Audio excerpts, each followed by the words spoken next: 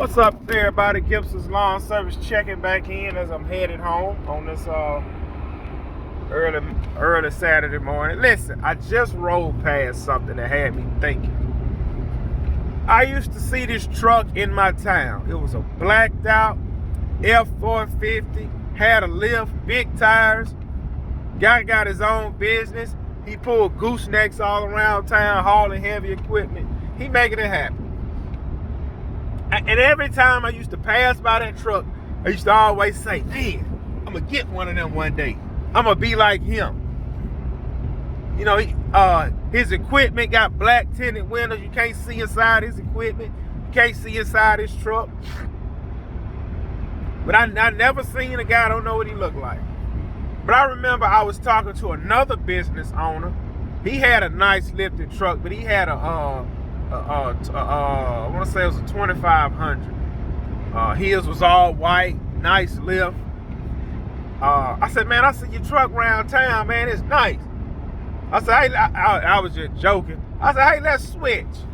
I go to your mansion for the day, then you go to my house for the day. It was just a joke. And this is what he said, and I know he was serious. He said, hey, it all look good on the outside, but I'm a wreck on the inside.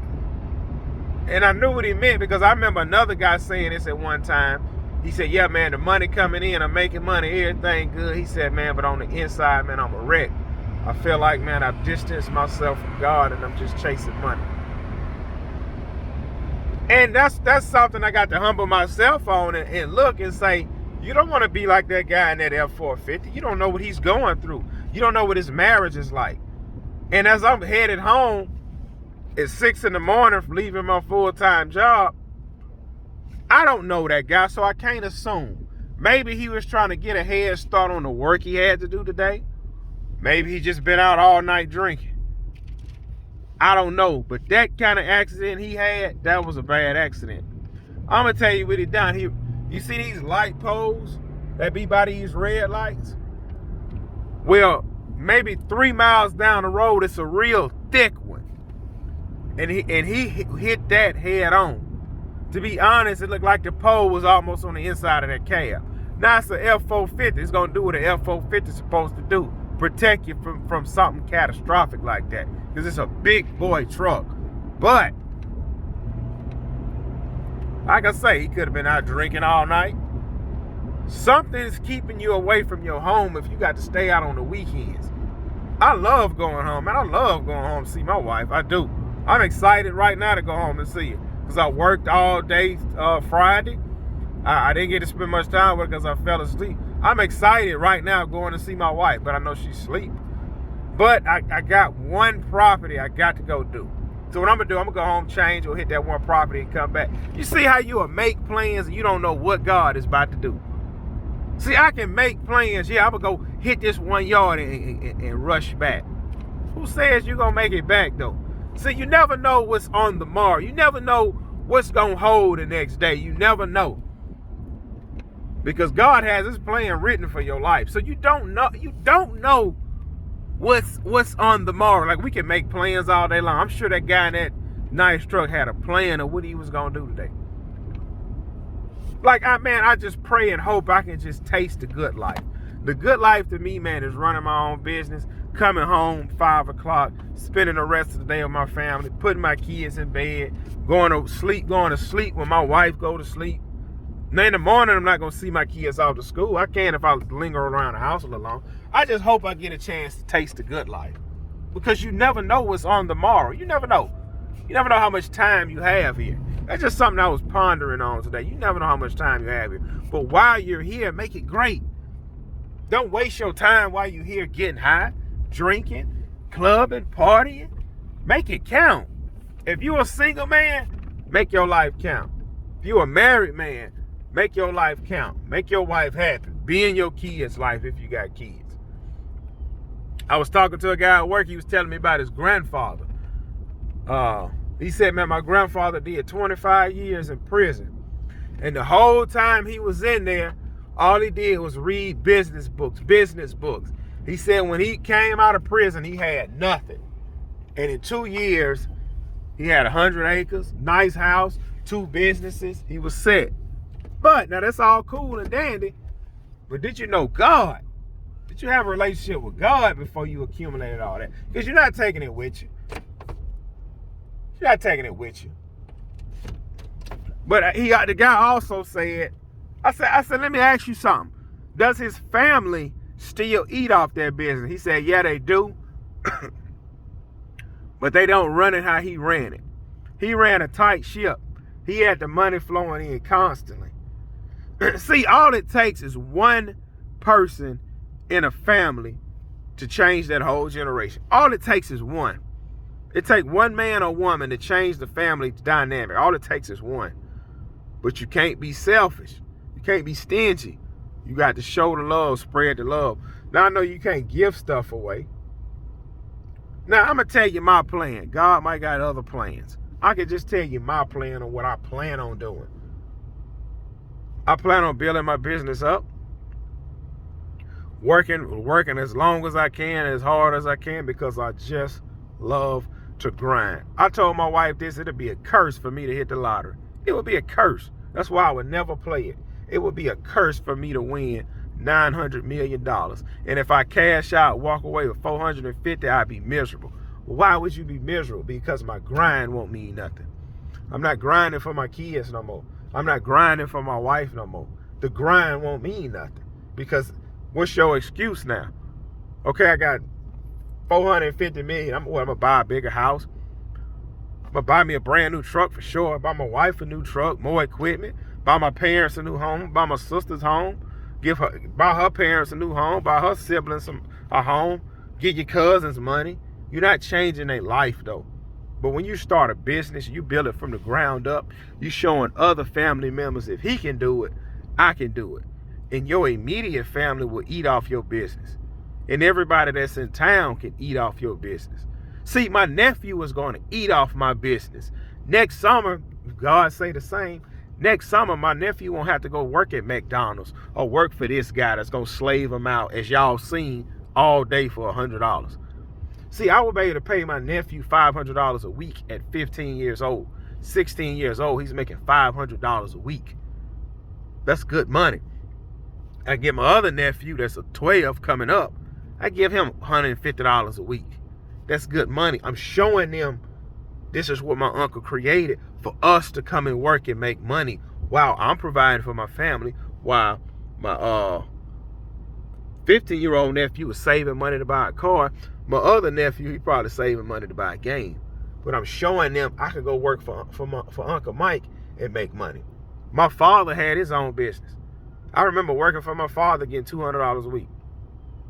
Now, we're not going to go off on a tangent on the story of what happened to my father and how he lost his business. That's neither here nor there. I'm talking about now.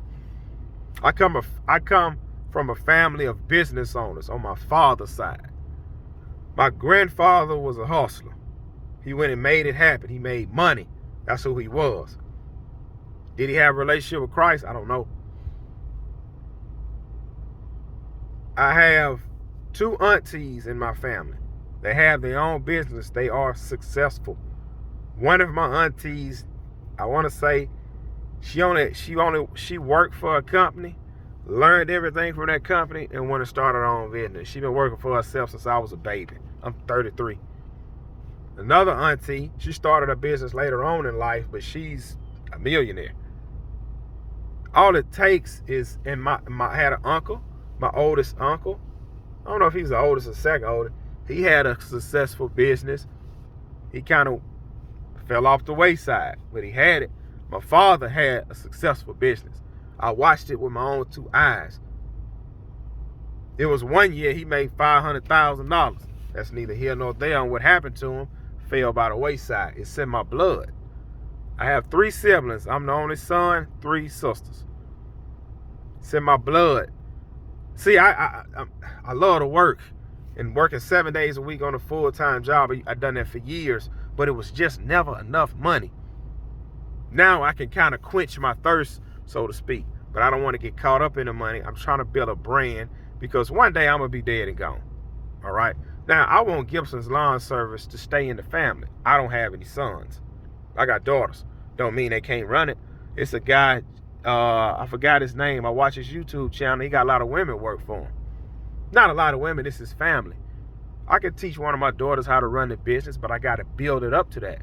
I got to build it up to employees. I got to build it up to get a few employees. Teach one day, man, my wife, she want to have her own daycare. That's cool. That's fine. I would love for my wife to work in the family business. She don't have to go out here and mow grass with me. She can if she want to. I'd rather her do the office work, paperwork. But I got to build up to that. But I can't push my dream on her. She have to have her own. I prefer her to go ahead and get this daycare off the ground so we can get that popping. That way, if something happened to me, she gonna always eat. And then at the same time, you hire somebody, secretary or something, to watch over Gibson's Lawn Service. You go to, hey, these two good employees, this truck, this trailer, can kind of show you the ins and outs, and we can go from there. Gibson's Lawn Service can stay in the family. Something happened to me, you still have somebody run that.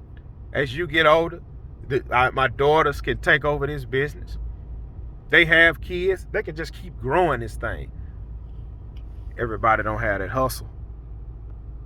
It's a hustle, a grind is not something that you can learn. It is something that you was born with. I've been told a lot of times in my life, this is not to brag because all glory be to God. I've been told in my life, everything I touch turns to gold. I've been told that. I've been told that more than once by more than a few different people. But it's only God that's blessing me. It's all there. I can sit here and name all my accomplishments, but that's neither here nor there. We talking about the grass right now. My other accomplishments in life, that don't mean nothing. It don't. I'm not caught up in that because anybody can do it. I love the grind. I love the grind and I love my wife. So all of this, it's cool to have. It's awesome to have. But in the end, it's like, that's cool. But I don't know, man. My mind just be rambling. I hope that guy in that F-450 is okay. Because in that moment when you crash, in that moment, if you have time to think, it don't mean nothing. Everything you've built up, you thought was so important, it wasn't important. I remember, I'm going to say this, I'm going to let y'all go. I remember, I forgot what I was doing. I was out working, of course. I was out working. And it was late at night. It was either getting dark or something. And I said, man, if something happened to me out here, don't nobody really know where I am. I got a tracker on my phone, a little tracking app. My wife can kind of see where I'm at. And I can kind of see where she at when she's out and about. But I thought in that moment, if something happened to me, the only person I thought about was my middle child. Because sometimes when I look at my middle child, it's like she had this sad look on her face. She's not sad. We look alike. So when I'm just sitting off in the days thinking, I kind of had this sad look and she have that same look. And I thought, man, if something happened to me, instantly I went to her. Knowing like, man, what would my daughter, my baby think? My baby would cry, something like that. But not to say this all in a negative sense, but I'm just saying this to say, when you sit back and think about it, what really matters? That's cool, we build a big business, but your family is important. But at the same time, it's a catch-22. You're building a big business and you're gone from home, trying to get your family to be well supported. And you got to have a balance. But then sometimes if I just push this off a little bit, I go do this, I can accomplish this, and we can have this, we can do this. It's a catch-22, man. It's a catch-22. So it is what it is. Hope everybody have a blessed Saturday. I'm about to sneak off and go do this 1 yard. I told my wife I wasn't cutting today, but I forgot one property on the schedule that I have to cut because I want them $80. I'm going to take them $80 and fill her truck up. That way I don't have to go in my wallet for them $80. It just never ends with me. I'm sorry. I'm sorry I'm like this. It just never ends. Like she said, you just can't sit still. Hey, you married me. You knew what you was getting into.